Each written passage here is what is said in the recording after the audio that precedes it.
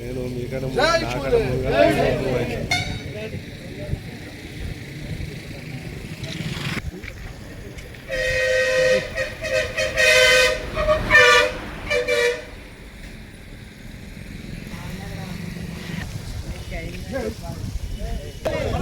మహాత్మా జ్యోతిరావు ఫులే ఆశయాలను మహాత్మా జ్యోతిరావు ఫులే ఆశయాలను రక్షించుకుందాం భారత రాజ్యాంగాన్ని.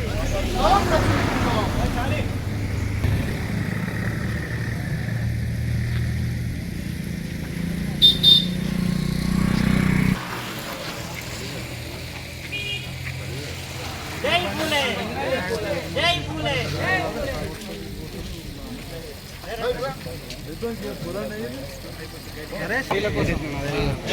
మన సినిమాలో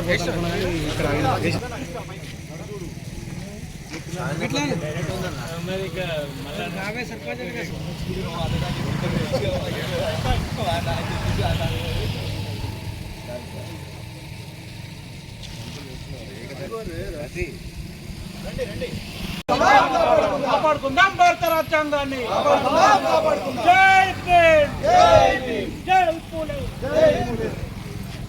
విగ్రహ ఏర్పాటుకు మరి ఈ గ్రామంలో పుట్టి ఒక దళిత కుటుంబంలో పుట్టి ఒక మామూలు పేద కుటుంబంలో పుట్టి సమాజంలో మార్పు రావాలి అంటే ఈ సమాజంలో చదువు ఒకటే మార్పుకు కారణం. ఆ చదువును కోరుకున్న ఏర్పతుల జయశ్రీ బాలచంద్ర దంపతులు మరి వాళ్ళు ఇక్కడ ఉన్నా కూడా తను ఊరి మీద ఉన్నటువంటి మమకారం కొద్ది ప్రేమ కొద్ది మరి మనం ఈ విగ్రహాన్ని ఏర్పాటు చేస్తే జ్యోతిరావు ఫులే విగ్రహాన్ని ఏర్పాటు చేస్తే స్కూల్లో ఎక్కడైతే ఉంటుందో అదే ఏరియాలో ఈ విగ్రహాన్ని ఏర్పాటు చేయాలి. ప్రతిరోజు వెళ్ళే స్కూల్ వెళ్ళే పిల్లల్లో మనసుల్లో జ్యోతిరావు ఫులే వాడు వచ్చేటప్పుడు పోయేటప్పుడు ఒక్కసారి వాళ్ళ మనసులో కదిలించాలనేది ఒక సంకల్పం కొద్ది మా దృష్టికి తీసుకురావడం.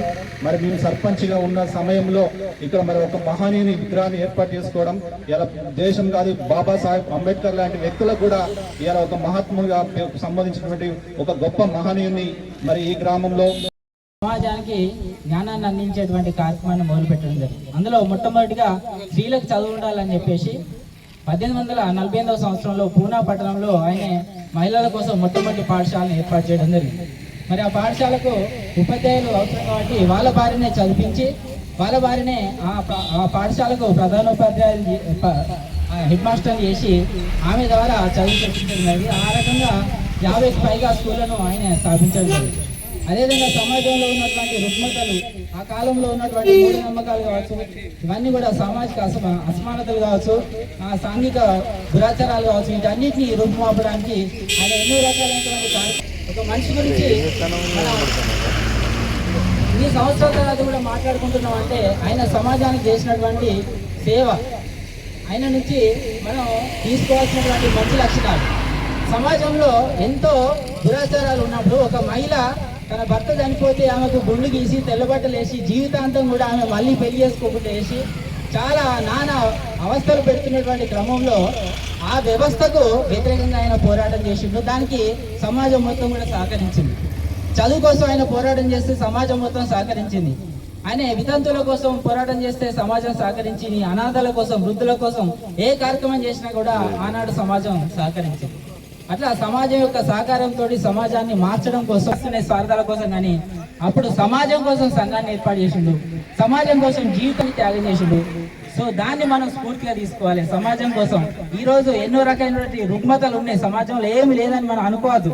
ఈరోజు ఫులే జయంతి శుభాకాంక్షలు తెలియజేసుకుంటూ మహాత్మా జ్యోతి కాకుండా 1827న జన్మించారు. ఆయన జన్మించిన సంవత్సరానికే వారి తల్లి గతించింది. తర్వాత వారి తండ్రి గోపాలరావు గారు ఆయనను చదివించలేకపోయారు. 7 సంవత్సరాల వయసు తర్వాత ఆయన చదువు పైన మక్కువతోని చదువుకున్నారు. ఆ తర్వాత కూడా కొందరు అగ్రవర్ణాల వారు ఆయన చదువుకు ఆటంకం కల్పించి ఆయన చదవకుండా చేశారు. అయినా కానీ ఆయన చుట్టుపక్కల ఉన్న మరికొంతమంది ఉపాధ్యాయులు అయితేనేమి వేరే విధానదాతగా ఉన్నటువంటి ఒక శ్రీమతి జయశ్రీ మేడం మరియు బాలచందర్ గారికి వారి యొక్క దంపతులను నేను మనసారా అభినందిస్తున్నా. ఈ యొక్క కార్యక్రమాన్ని ఇచ్చేసినటువంటి అందరికీ కూడా ఈ యొక్క సందర్భంగా ఒకే ఒక పిలుపునిస్తున్నాం మేము. ఏంటంటే కేవలం జ్యోతిబా పూలే గారి యొక్క ఆశయాలను చదువుకోవడము, మనము వాట్సాప్లలో శుభాకాంక్షలు తెలియజేయడం కాదు.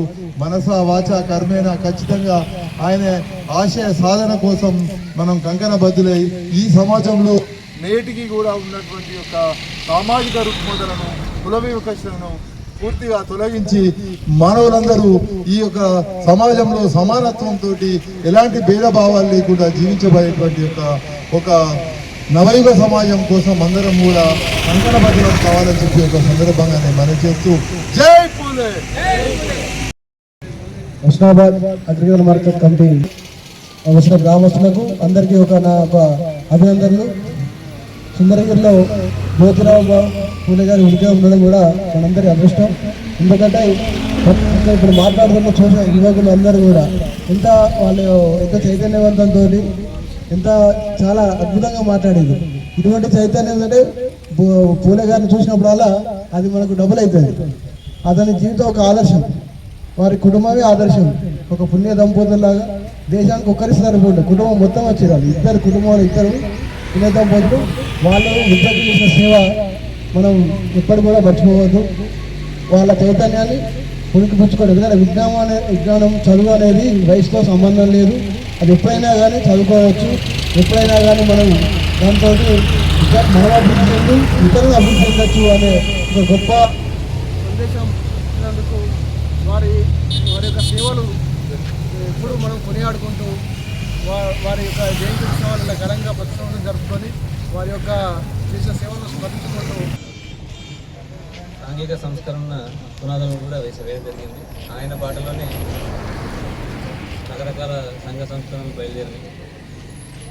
ఆయన వేసిన పునాదులు కనుక బలపడకపోయి ఉంటే ఈనాటి బహుజన అణగారిన వర్గాలన్నీ కూడా వారి వృత్తుల్లోనే అణిగిపోయి ఉండేది. చదువు అనేది అందరికీ ఉండేది కాదు. ఈరోజు వివిధ రకాల ఉద్యోగులుగా, అధికారులుగా, టీచర్లుగా, నాయకులుగా రకరకాల వృత్తుల్లో స్థిరపడడానికి కారణం చదువు ఒకటే.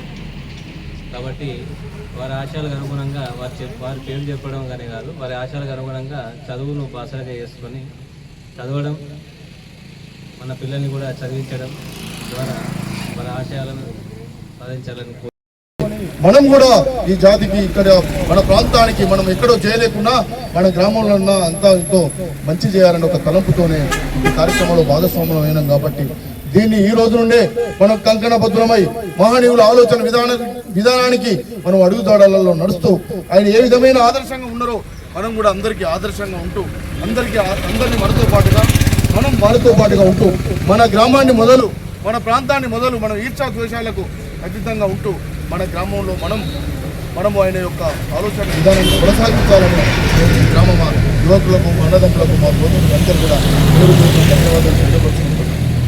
ఇంతకుముందు పెద్దలు టి గురువేందర్ గారు చెప్పినట్టు ఏదో మందికి చెప్పడం మైకు పట్టుకోగానే మంచి 4 మాటలు చెప్పడం కాదు, చెప్పిన మాటలను ఆచరణలు పెట్టుకోవడం కోసం, ఆచరణలు పెట్టుకునేది ఇంకో నలుగురు తెలపడం కోసం మనం కూడా కంకణబద్ధులమై ఉండాల్సిన అవసరం ఉన్నది.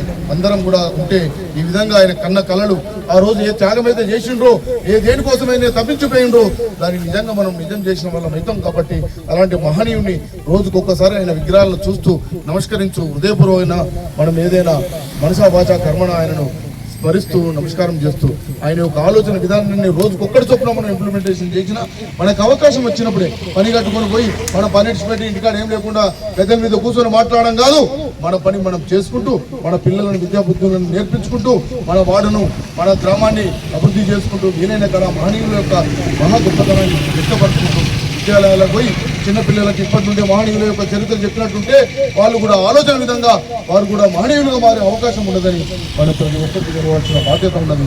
ఈ అవకాశం ఇచ్చిన పెద్దలు కూడా పేరున దానికి వచ్చిన ఆలోచనను ఇక్కడ ఆల్రెడీ అధ్యక్షి ఈ గ్రామంలో మహాత్మా జ్యోతిరావు పూలే విగ్రహానికి అధ్యక్షిన మా బాలచందర్ వారి సద్యమని అందరూ కూడా పేరు పేరున ఈ గ్రామం ఇప్పటికీ రుణపడి ఉంటుంది.